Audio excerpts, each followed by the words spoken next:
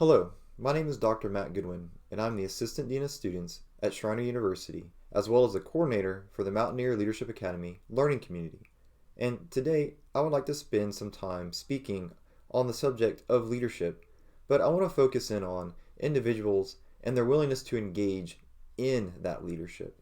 So today we're going to be speaking about if one wants to lead, one must engage. You see, to be a leader means that you are willing to accept the responsibility of engaging. Now, what do I mean about engaging? Relative to leadership, I'm speaking of action, but this is not anything new. Leading or to lead is movement and can be defined as action. However, today I want to spend more time discussing the idea of engaging. You see, the engaging aspect of leadership establishes the movement of leadership. So before someone can lead, they must make the decision to engage, which involves the individual being willing to accept the responsibility that comes with leading. We have now narrowed down to the individual. Leading comes from and is associated with different hierarchy levels of organizational need associated with the corresponding groups established to reach a desired outcome within an established timeline through a shared vision. But before the group can begin to move forward, it is the individuals who must first make the decision to engage and engage at a level of response that is meaningful and beneficial. The general idea of leading is simple, right? I mean, it happens all the time, all around us, and we often find ourselves in different leadership roles or, at the same time, being impacted by leadership decisions. Hopefully, we find ourselves engaged in that leadership role. Now, I keep coming back to this idea that to lead, one must engage. At the individual level, which is where leadership begins, there needs to be a self-assessment, time spent where the individual considers their own self-awareness of the leadership action that is needed, taking into consideration their own desire, willingness, and ability to engage as a leader. There needs to be a recognition at the individual level of the responsibility that comes with leading and how to engage as a leader. There are multiple leadership models that help to define the actions and behaviors of different leadership styles and interactions while leading, and we know that the situations of different circumstances call for different styles. However, we cannot get away from the idea that leadership at its roots start with individuals willing to accept the responsibility of engaging as a leader. This idea of self-action from the individual to engage, no matter the role of the individual within the hierarchy of the leadership, there is a responsibility of the individual to lead. Whether the individual is identified in the simplistic terms of leader or follower, everyone involved in the leadership hierarchy needs to accept the responsibility of engagement because no matter the role you find yourself in, you are leading within that role, and it comes down to an individual decision to engage or not engage, or to engage at varying levels. You see, engagement starts with self. You get to decide if you're going to engage. There is no one that can make that decision for you. Now, there can and will be parameters associated with different situations or groups, but you still have the responsibility to decide how you are going to engage, if at all. So let's take a moment and consider this. As an individual, we can make the decision to engage and how we are going to engage. This is important to remember, as we know that leadership comes from an individual's willingness to engage as a leader and how they engage in that leadership role. How a person leads is an individual choice that can be determined by situation, yes.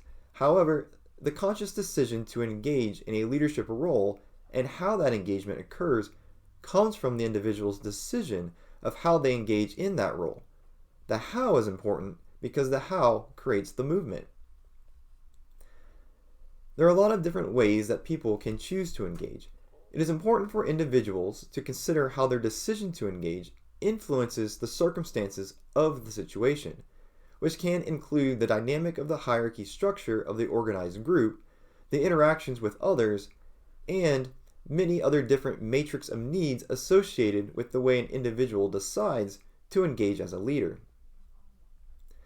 Making the decision to not engage or passively engage can cause an adverse effect that can ripple across the group one is associated with, while at the same time an overly stimulated decision to engage can also cause an adverse effect, even though the decision to engage in either of these ways were based in good intentions.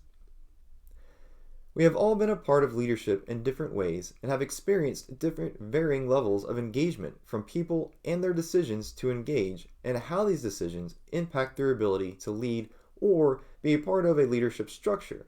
Thus, how people engage influences leadership. When you think about leadership, often different opinions will be discussed of the best way to lead, which in all accounts is correct. Different situations call for different styles of leadership. However, the engagement component should and needs to be a part of the conversation. Many of us have been a part of or have seen when engagement can influence the success of the group and or leadership structure in a good or bad way. It is not necessarily the leader or leadership, but the engagement that has had this impact. However, engagement happens in an important way and can also be one of the more complex and at times frustrating aspects of leadership. You see, engagement, as we have discussed, involves individual decision making. Leadership, in its own right, is an individual decision. First, lead yourself to then be able to lead others. Now, you can expand upon this however you would like, but if you consider the idea of individuals making the decision to engage and how to engage, I think there is an argument here to justify the idea that leadership starts with you as an individual and your willingness to recognize the responsibility that comes with the decision to engage and to what degree. Leadership involves people, which involves many different viewpoints, opinions, and decision making. Now, a leader who has invested time and energy into the group to establish a clear understanding and vision, who has provided appropriate communication, established appropriate working relationships, generated opportunities for growth and development within the group, we can say has engaged in a way that should create a positive outcome and a successful one. However, people are still involved, and people get to decide how they are going to engage, which is going to be a factor of influence. There is a lot that can be and does influence an individual's decision to engage and how. This is where things get really complicated because people are motivated by different things, have different beliefs, come from different backgrounds, and have different visions of the future. It often falls on the leader to take all of these differences and find a commonality to unify individuals into a whole. Even if the leader is able to engage everyone, even at an individual level, and thread together a commonality across everyone that builds a sense of togetherness that joins everyone and provides motivation, willingness, and determination to work with and for each other as a unified whole, it still comes down to individual decision making. As much as we place the leader at the top and defer to the idea of a leader in this sense, we as individuals need to look at leadership from a self-perspective viewpoint and see ourselves as leaders no matter the role we might find ourselves in. You see, everything can be established in a way for the ideal situation to occur, but it still is built upon individuals making the decision to engage. We do not get it right all the time. However, we need to recognize the responsibility associated with leading and our true feelings towards our decision to engage, no matter the leadership role we have. Leadership starts with us, as individuals and our desire to engage. We have the responsibility to recognize what the appropriate actions of engagement are when making the decision to engage. So where does this leave us? In the same place we started. To lead, one must engage. As individuals, we make choices. When we begin to discuss leadership, how we decide to engage will influence our leadership. It is our responsibility as individuals to recognize that leadership is about engagement, but will always begin with you.